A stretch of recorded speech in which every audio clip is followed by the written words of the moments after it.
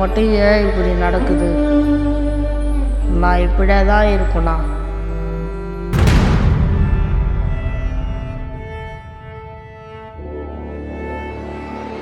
இது மாறவே மாறாதா?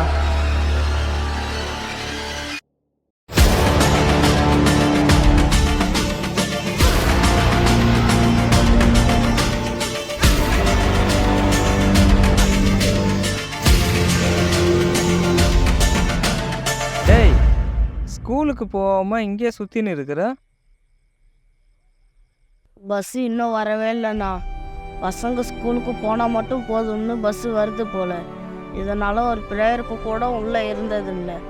ப்ரேயருக்கு லேட்டாக போகிறதுக்கு எதுக்கு நான் ஸ்கூலுக்கு போகணும்? நான் வீட்டுக்கே போகிறேண்ணா. பஸ்ஸு டைமுக்கு அங்கே நல்லா இருக்கும்ண்ணா.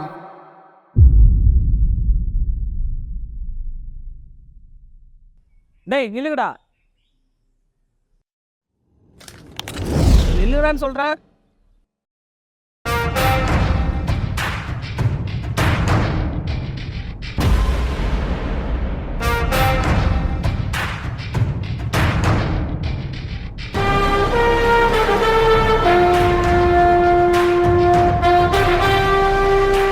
இவ்வளோ பேசுகிறீங்கல்ல, இப்போ நான் ஒன்று சொல்கிறேன், அது கொஞ்சம் கேளுங்க.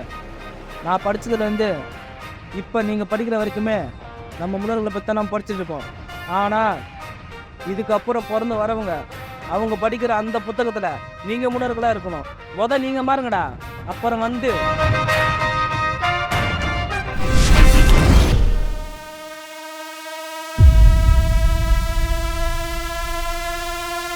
பஸ்ஸு டைமுக்கு அங்கே நல்லா இருக்கும்ண்ணா.